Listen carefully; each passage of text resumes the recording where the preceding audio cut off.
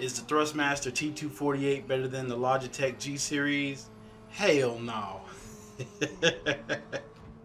What's up, everybody? It's your boy Steve Bookin. Forgive me if this video comes off as a rant. Man, I've been kicked out of so many sim racing groups because I was trying to defend Thrustmaster, and man, they finally burned me.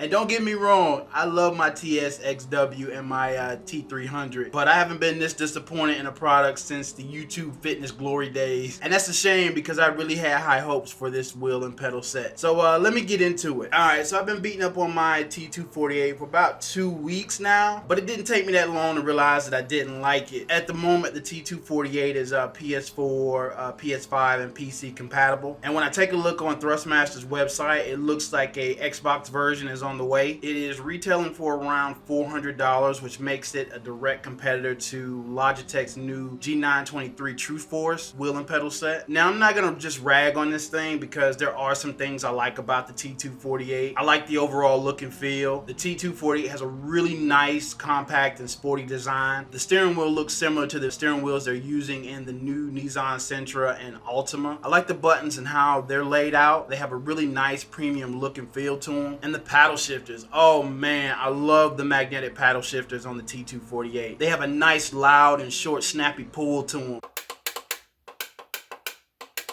Hell, most of the fun I had with this thing was banging through the gears with the paddle shifters. I like the telemetry display, but the only drawback is there's a super short list of racing titles that actually use it at the moment. I mean, I really like the steering wheel on the T248. I wish there was a way to talk Thrustmaster into selling it as a standalone item. And secondly, the pedals aren't that bad either. I mean, the clutch and throttle are meh, but the brake is the bee's knees on the T248 pedal set. It comes with this softer silver spring installed, but I think I'm gonna swap it out for the stiffer black spring that's included. Alright, so now let's dive into the negatives. First thing I noticed is that Thrustmaster has this thing really tightly geared. I mean, the built-in mechanical tension is crazy on the T248. There's no play in the gears, and I found that to be an issue for rally games because I'm not getting that lightweight feel that I expect when I'm driving over loose and wet terrain or when I enter a drift. So yeah, that leads me into the force feedback, which is what I'd call the Achilles heel of the Thrustmaster T248. And it's not the strength or the lack of force feedback, it's how the T248 delivers its force feedback. It either doesn't or barely register bumps and curves, and when I increase the force feedback either in-game or through the T248's different modes, it doesn't increase the force feedback detail, it just increases the tension on the steering wheel, which then drowns out the feedback.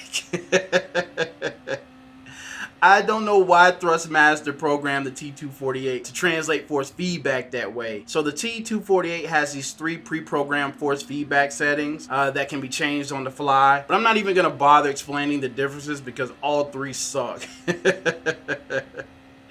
And all 3 can be turned up or down on the fly as well via the mode button and the D-pad. But turning these settings up only increases how much they suck.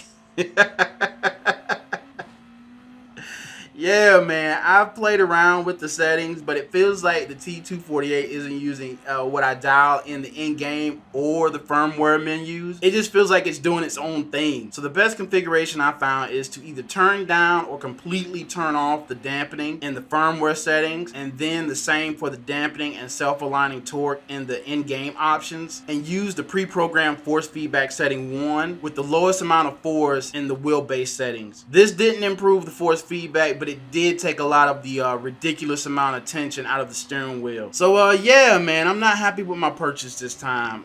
Thrustmaster really dropped the ball on this one. The T248 is not an entry-level sim racing wheel and pedal set.